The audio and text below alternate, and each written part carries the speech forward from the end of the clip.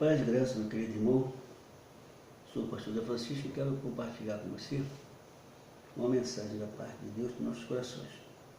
Aproveitando esses dias de quarentena, onde nós estamos reservados em casa para poder nos guardar aí desses vírus e obedecendo às ordens superiores. Estamos aqui também debaixo das ordens do nosso pastor presidente, da nossa IADA, pastor Sr. Augusto Nunes, e aproveitamos a oportunidade para compartilhar com os irmãos uma palavra, cultuando em casa. E eu quero convidar você para uma reflexão que na epístola, primeira epístola do apóstolo São João, no capítulo de número 2, no versículo 13, ele diz assim: mas eu vos escrevo porque conheces aquele que existe desde o princípio. Jovem, eu vos escrevo porque tendes vencido o maligno. Filhinho, eu vos escrevi porque conheceis o Pai. Pais, eu vos escrevi porque conheceis aquele que existe desde o princípio.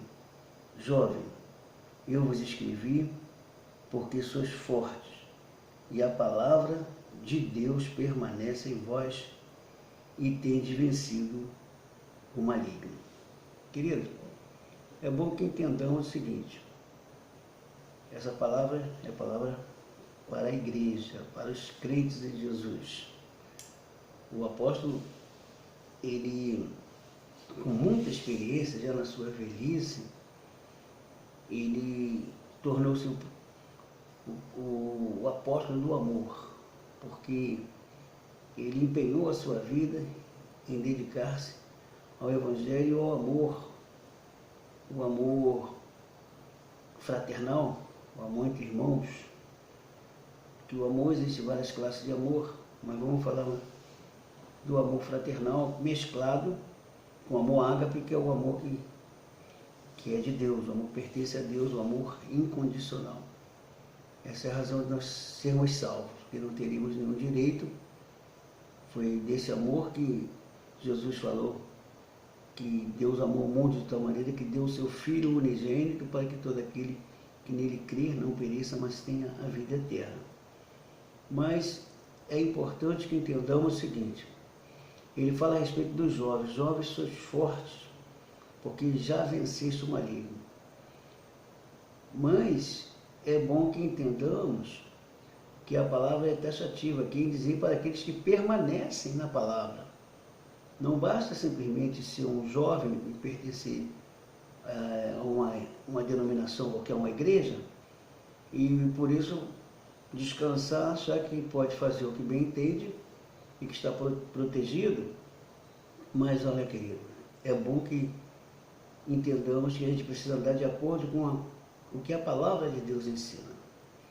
Aqui ele faz um desfecho, diz que nós somos perdoados, se nós cometemos pecados, nós nos achegamos a Deus, porque Ele nos perdoa, de fato, mas é preciso que confessemos. Primeiro precisa ter uma contrição, um arrependimento de fato, uma sinceridade diante de Deus, e ele diz, principalmente contra aqueles que nos ofendem, não podemos guardarmos ódio.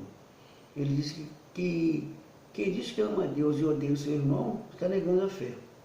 Então é bom que a gente entenda o seguinte, que o ódio guardado no coração, ele é prejudicial para quem guarda esse ódio no coração. Muitas das vezes a pessoa que te cometeu o mal, a pessoa que causou o transtorno para a sua vida, ela já se ajeitou, às vezes nem percebeu que te causou tanta ofensa, e ela está vivendo a vida dela lá, sendo feliz, e você está carregando aquela pessoa sempre.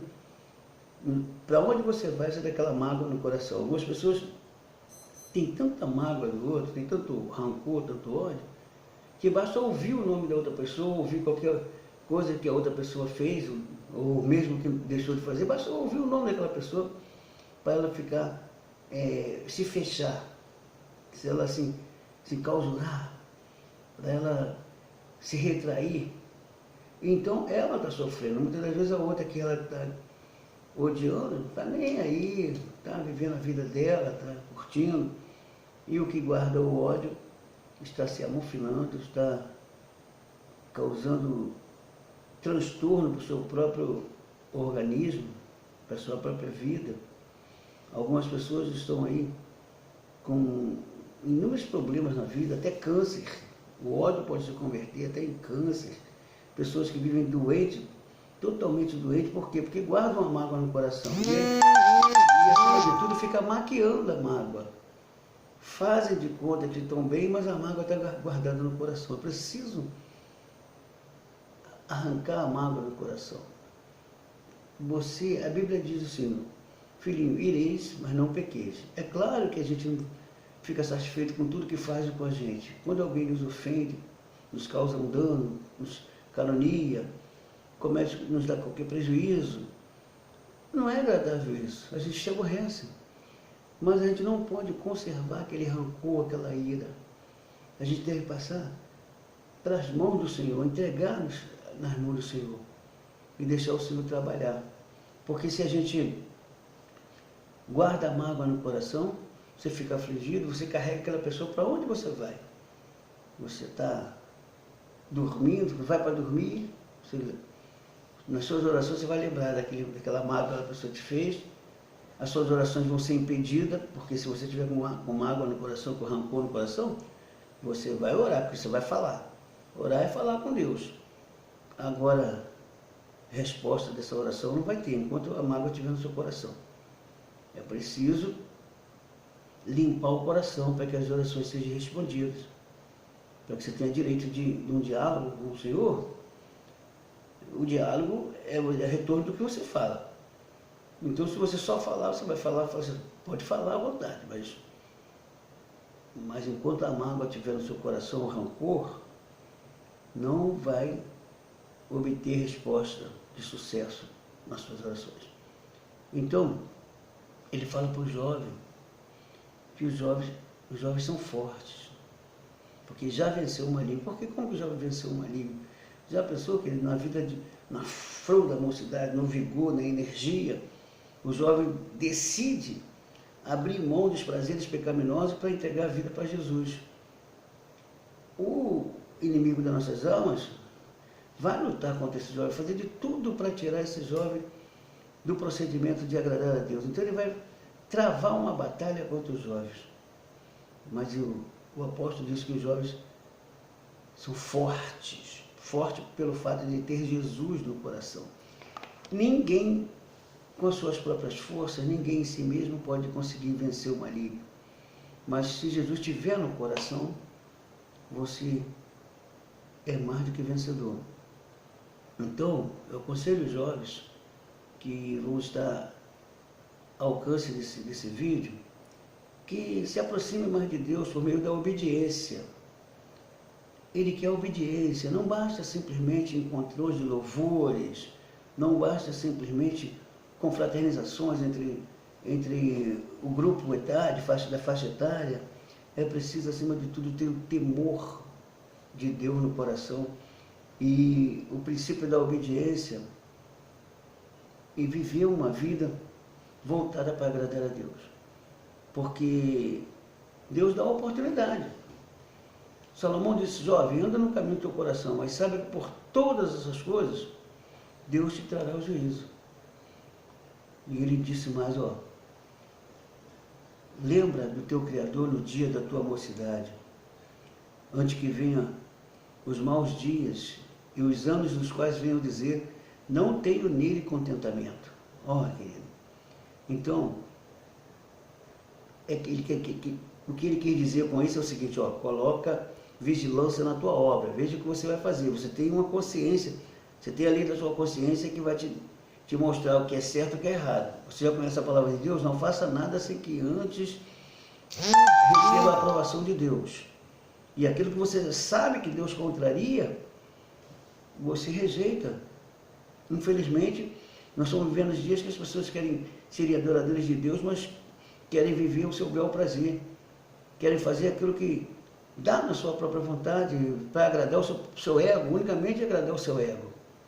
Até adoram para agradar o ego, para exibir a voz, para exibir muitas das vezes até o físico, mas isso não tem efeito nenhum. É preciso adorar a Deus com sinceridade de coração.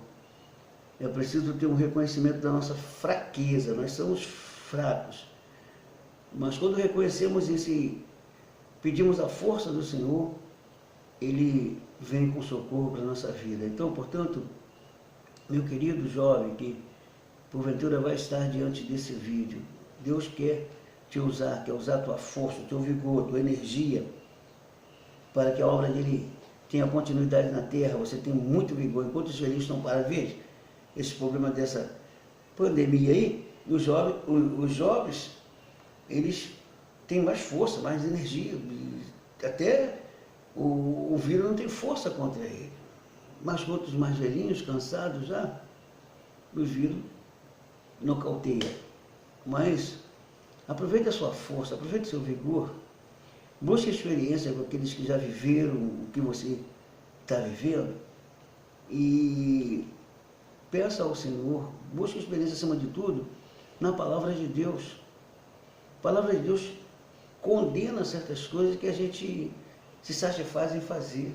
Não, a gente precisa amar a Deus e conhecer da vontade dele, tem que se aplicar em obedecer. Não basta simplesmente saber a vontade de Deus, é preciso praticá-la. É preciso andar no temor e no tremor do Senhor. Então, meu querido jovem, você é muito importante para a obra de Deus. Você tem força, você tem vigor, tem energia em depósito e pode gastar à vontade. Então, procure conhecer a vontade de Deus, procure abrir mão dos prazeres pecaminosos e ser mais adorador de Deus. Adorador não é só cantador, músico, não. Hoje virou moda chamar todo músico de levita. Levita é um adorador, meu querido. Levita é todo aquele que se dispõe a adorar a Deus, que passa a servir a Deus com alegria. No tempo de Israel, foi separado uma tribo específica dos descendentes de Levi para adorar a Deus, para cuidar do serviço do Senhor. Não é só tocar, não é só tocar. É viver uma vida de adoração. Adorar não é só cantar. Adorar não é só expor os louvores por meio da música, da letra. Não. Adorar é viver uma vida voltada ao temor ao Senhor. É viver uma vida voltada a considerar a Deus. E o adorador que Deus quer é aquele que reconhece a sua fraqueza. Você precisa tocar no Senhor pelo temor e tremor. Ele quer seu coração aberto, seu coração dedicado a Ele. Portanto, deixa Deus trabalhar na sua vida, deixa Deus mover você, jovem. Você é forte, você já venceu o maligno, mas não é com a sua própria força, porque você recebeu Jesus. Agora deixa Jesus te conduzir, deixa o Espírito Santo te guiar, e aí você vai ver que os obstáculos vão ser fáceis de você saltar. Os problemas que vierem, Ele vai te dar a solução. Ele será o seu conselheiro, porque Ele é o Deus forte, Ele é o Pai da eternidade, Ele é o príncipe da paz, é a autoridade, que com a paz Ele resolve os problemas que nossas almas, às vezes, estão aflitas em agonia. Mas deixa eu te dizer uma coisa, não guarde mágoa no coração, porque se disser que ama a Deus e odiar o seu irmão, é negar a fé. Infelizmente, são muitas pessoas que servem a Deus, às vezes até ministros, estão negando a fé, porque estão declarando ódio, declarando rancor, declarando revolta contra o seu irmão. Pare e pense. Deus te ama, quer mudar a sua história.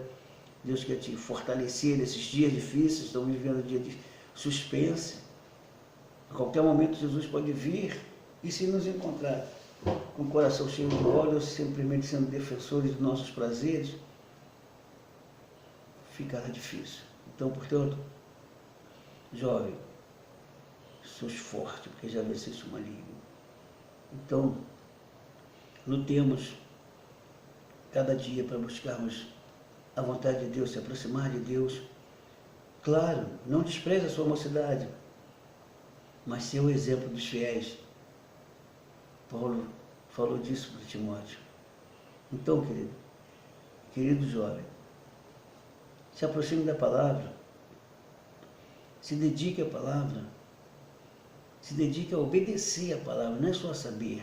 Quantos jovens inteligentes, quantos jovens pregadores, quantos jovens até ensinando teologia, mas não basta só isso.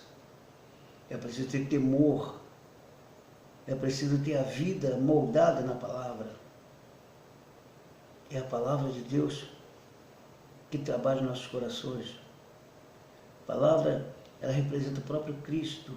Quando você despreza, quando você desfaz, desonra a palavra, está desonrando a Cristo. E desonrar a Cristo é desonrar o Salvador, a salvação. Pare e pense, meu jovem. Jesus te ama e quer mudar a sua história. Mas essa palavra não é só para jovem, é para todos nós. Todos nós precisamos termos um cuidado com a nossa postura, principalmente aqueles que vivem com o coração rancoroso e se justificam porque estão fazendo a obra de Deus. Se você está fazendo a obra de Deus, mas está negando porque está guardando mágoa no seu coração, você é devedor. Então, portanto, tira a mágoa, tira o ódio do coração.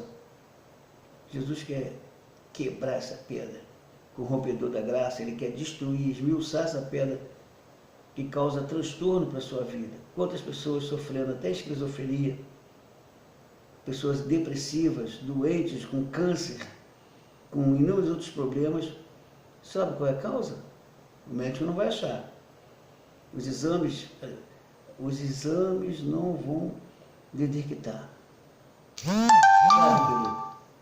Mas a palavra de Deus, que penetra até a divisão da alma e do espírito, juntas e medulas, ela sabe onde está o problema. Então, se nós quisermos confessarmos a Deus nosso pecado com sinceridade, Ele é fiel, Ele nos perdoará, limpará o nosso caminho e nos fortalecerá para combatermos o mal e sairmos sempre vencedores. Paremos e pensemos. Deus nos abençoe para a glória de Deus.